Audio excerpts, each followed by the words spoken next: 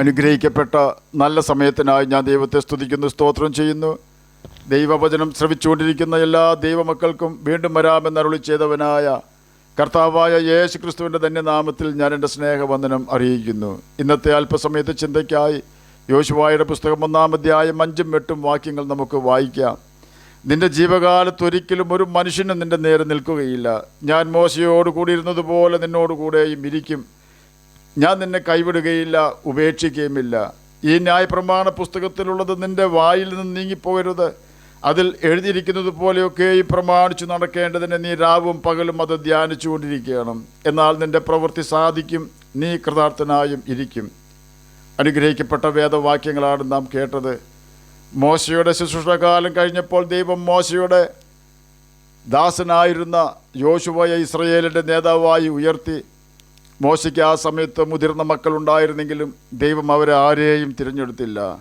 ഇസ്രയേലിനെ ഭരിക്കുന്നതിനായി 70 പേരെ തിരഞ്ഞെടുക്കുവാൻ മോശയ്ക്ക് ദൈവം നിർദ്ദേശം കൊടുത്തപ്പോൾ ആ 70 പേരിൽ ഒരുത്തനായി പോലും യോശുവ ഉയർത്തപ്പെട്ടില്ല. കാരണം യോശുവയുടെ വിശ്വസ്തത വലിയതായിരുന്നു എന്ന് യഹോവ മനസ്സിലാക്കിയിരുന്നു. യോശുവ യഹോവയുടെ ആലയം വിട്ട് പിരിയാതെ ദൈവഭയമുള്ളവനായി മോശയെ സകലത്തിലും സഹായിച്ചു. ന്യായപ്രമാണത്തിൻ്റെ കൽപ്പലകകൾ ദൈവത്തിൽ നിന്നും വാങ്ങുന്നതിനായി സീനായ് മലയിൽ മോശ കയറിയപ്പോൾ യോശുവയും കൂടെ കയറിയിരുന്നു. 40 ദിവസം വരെ മോശ യഹോവയുടെ സന്നിധിയിൽ സമയം ചിലവഴിച്ചപ്പോൾ മോശ വരുവാൻ താമസിക്കുന്നു എന്ന് പറഞ്ഞ് പർവ്വതത്തിൻ്റെ അടിവാരത്ത് താമസിക്കുന്ന ഇസ്രയേൽ ജനവും അവരെ നിയന്ത്രിക്കുവാൻ മോശ ഏൽപ്പിച്ച അഹരോനും യഹോവയെ വിട്ടുമാറി പൊന്നുകൊണ്ടുള്ള ഒരു കാളക്കുട്ടിയെ ഉണ്ടാക്കി വിഗ്രഹത്തെ ആരാധിച്ച് തുടങ്ങിയെങ്കിലും പർവ്വതത്തിൻ്റെ മുകളിൽ മോശ നിർത്തിയ മോശയുടെ ദാസനായ യോശുവ മോശ വരുന്നതുവരെയും മോശയെ ക്ഷീണിക്കാതെ കാത്തിരുന്നു. എന്നെ കേൾക്കുന്ന പ്രിയ ദൈവമകനെ, ദൈവമകളെ, ഓർക്കുക, നാം ദൈവത്തോട് കാണിക്കുന്ന ചെറിയ നന്ദിയും സ്നേഹവും അനുസരണവും ദൈവം സസൂക്ഷ്മം നിരീക്ഷിക്കുന്നുണ്ട് എന്ന് നാം മനസ്സിലാക്കണം. മോശയുടെ മരണ ദിവസം അടുത്തപ്പോൾ യഹോവ മോശയോട് പറയുകയാണ്, നീ യോശുവയെ നിനക്ക് പകരം ജനത്തെ നയിക്കേണ്ടതിന് കൂട്ടിക്കൊണ്ടുവരിക എന്ന്.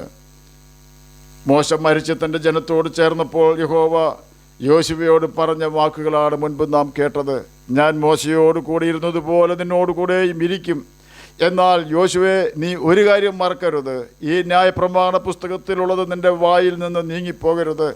അതിൽ എഴുതിയിരിക്കുന്നത് പോലെയൊക്കെയും പ്രമാണിച്ചു നടക്കേണ്ടതിന് നീ രാവും പകലും അത് ധ്യാനിച്ചു കൊണ്ടിരിക്കണം.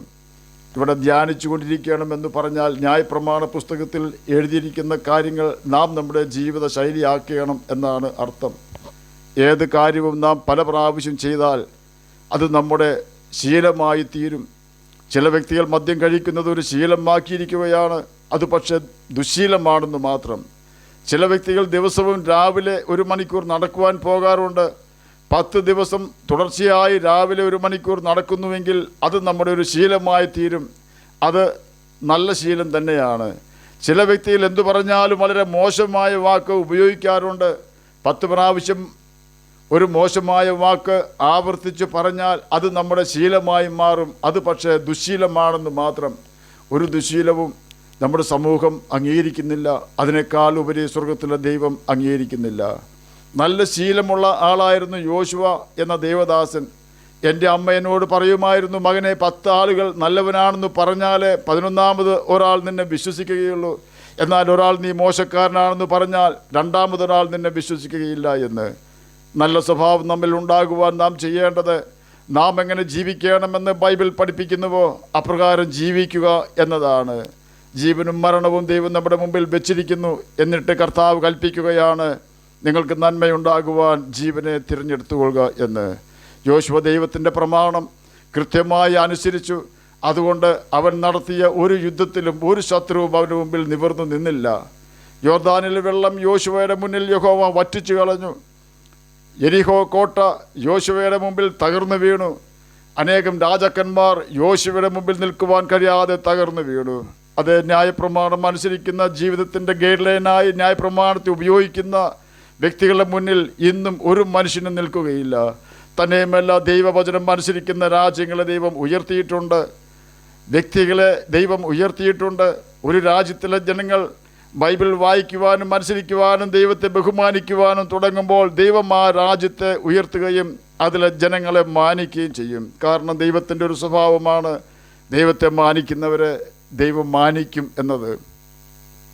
ദൈവത്തെ നിന്ദിക്കുന്നവരെ ദൈവം ഒരിക്കലും നിന്ദിക്കുകയില്ല. എന്നാൽ അവരോടൊക്കെ നിന്ദിതരായി തീരുമെന്നതിന് ഉത്തമ ഉദാഹരണമാണ് കീശിൻ്റെ മകനായ ശൗൽ എന്ന രാജാവ്.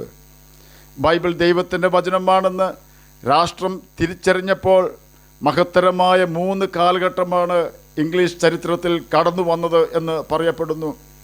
ഒന്നാമതായി ആൽഫ്രഡ് ദ ഗ്രേറ്റിൻ്റെ ഭരണകാലത്ത് അദ്ദേഹം ബൈബിളിൻ്റെ ചില ഭാഗങ്ങൾ വിവർത്തനം ചെയ്യുകയുണ്ടായി. അത് നിമിത്തം ഭിന്നതയിൽ നിന്നും അനൈക്യത്തിൽ നിന്നും ഇംഗ്ലണ്ട് ഉയർത്തെഴുന്നേറ്റു. രണ്ടാമതായി രാജ്ഞി എലിസബത്ത് ഒന്നിൻ്റെ കാലത്ത് ഇംഗ്ലണ്ട് ലോകശക്തിയായി ആദ്യമായി വളർന്നു. എലിസബത്ത് ഒന്ന് ആണ് ഔദ്യോഗികമായി ബൈബിളിൻ്റെ പ്രചരണം രാജ്യത്ത് പ്രോത്സാഹിപ്പിച്ചത്. മൂന്നാമതായി വിക്ടോറിയ രാജ്ഞിയുടെ കാലത്ത് സാമ്രാജ്യം ശക്തിയും പ്രതാപവും വിസ്തൃതിയും പ്രാപിച്ചു. ഇംഗ്ലണ്ടിൻ്റെ ഉയർച്ചയുടെ രഹസ്യം എന്താണെന്ന് ഒരു വിദേശ ഭരണാധികാരിയുടെ ചോദ്യത്തിന് വിക്ടോറിയ കൊടുത്ത മറുപടി ദൈവത്തിൻ്റെ വചനവുമാണ് ഇംഗ്ലണ്ടിൻ്റെ ഉയർച്ചയുടെ രഹസ്യം എന്നാണ്. ഇംഗ്ലണ്ടിലെ ഭരണാധികാരികൾ ദൈവത്തെയും ദൈവവചനത്തെയും മാനിക്കുകയും അനുസരിക്കുകയും ചെയ്തപ്പോൾ ദൈവം ആ രാഷ്ട്രത്തെ സൂര്യൻ അസ്തമിക്കാത്ത സാമ്രാജ്യമായി ഉയർത്തി. എന്നാൽ പിന്നീട് വന്ന ഭരണാധികൾ സ്വാർത്ഥന്മാരും ദ്രവ്യാഗ്രഹികളും ദൈവഭയമോ ദൈവവചനത്തോടുള്ള അനുസരണമോ ഇല്ലാത്തവരും മറ്റു രാഷ്ട്രങ്ങളെ അകാരണമായി ദ്രോഹിക്കുകയും നിരായുധരായ സാധുക്കളെ കൊന്നു മുടിച്ച് അവരുടെ സമ്പത്ത് കൊള്ളയിടുകയും ചെയ്യുന്നവരായി തീർന്നു. ബ്രിട്ടീഷ് ഭരണാധികാരികൾ ഇപ്രകാരം പ്രവർത്തിച്ചപ്പോൾ ദൈവം ആ രാഷ്ട്രത്തെ തള്ളിക്കളഞ്ഞു. ഇന്ന് ഇംഗ്ലണ്ടിനെ ശ്രീലങ്ക പോലും പേടിപ്പിക്കും. അവിടെയുള്ള ദേവാലയങ്ങൾ അടയുന്നതിനനുസരിച്ച് അവിടെ സകലവിധ പ്രശ്നങ്ങളും ഉയർത്തെഴുന്നേറ്റുകൊണ്ടിരിക്കുന്നു. ഇന്ന് ഇംഗ്ലണ്ടിൻ്റെ പേരും പദവിയും നഷ്ടപ്പെട്ട് ലോകരാഷ്ട്രങ്ങളിടയിൽ ഒരു പ്രധാന സ്ഥാനവും ഇല്ലാതായി തീർന്നു. യോശുവ 1-ാം അധ്യായം 8-ാം വാക്യത്തിൽ പറയുകയാണ്, നിന്റെ പ്രവൃത്തി സാധിക്കും എന്ന്. അതിന് നാം ചെയ്യേണ്ടത് ന്യായപ്രമാണം നമ്മുടെ വഴികാട്ടിയായി ഉപയോഗിച്ച് ബൈബിൾ വായിക്കുകയും അനുസരിക്കുകയും ചെയ്ത് ജീവിക്കുക എന്നതാണ്. നമ്മ പ്രകാരം ചെയ്താൽ നമ്മെ തകർക്കുമെന്ന് പറഞ്ഞുകൊണ്ട് വരുന്ന പ്രതികൂലങ്ങൾ നാം പോലും കാണാതെ അപ്രത്യക്ഷമാകും. ആയതിനാൽ നമുക്ക് യേശുവിന് നമ്മുടെ ഹൃദയത്തിൽ ജനിക്കുവാൻ അവസരം ഉണ്ടാകേണ്ടതിന് അവൻ്റെ വചനം അനുസരിച്ചുകൊണ്ട് യേശുവിനെ മാനിക്കാം. അപ്രകാരം കർത്താവിൻ്റെ കൽപ്പനകൾ അനുസരിച്ച് നിത്യജീവൻ അവകാശികളായി തീരുകയും ചെയ്യാം. അതിന് കർത്താവ് നമ്മെ സഹായിക്കട്ടെ എന്ന് പ്രാർത്ഥിച്ചുകൊണ്ട് ഞാൻ എൻ്റെ വാക്കുകളിൽ നിന്നും വിരമിക്കുന്നു. നമുക്ക് പ്രാർത്ഥിക്കാം. ഞങ്ങളെ സ്നേഹിക്കുന്ന സ്വർഗീയ പിതാവേ, നല്ല വചനത്തിനായി അങ്ങയെ സ്തുതിക്കുന്നു, സ്തോത്രം ചെയ്യുന്നു. എന്നെ കേൾക്കുന്ന ഏതെങ്കിലും പ്രിയപ്പെട്ടവർ അങ്ങയുടെ വചനം വായിക്കാതിരിക്കുന്നെങ്കിൽ, അങ്ങയെ തിരിച്ചറിയാതിരിക്കുന്നുവെങ്കിൽ, അങ്ങയുടെ വചനം വായിക്കുവാനും അങ്ങയുടെ വചനം അനുസരിക്കുവാനും അങ്ങയെ തിരിച്ചറിയുവാനും അവർക്ക് കൃപ കൊടുക്കണമെന്ന് പ്രാർത്ഥിക്കുന്നു. രോഗത്താൽ ഭാരപ്പെടുന്നവർക്ക് രോഗസൗഖ്യം കൊടുക്കണമേ.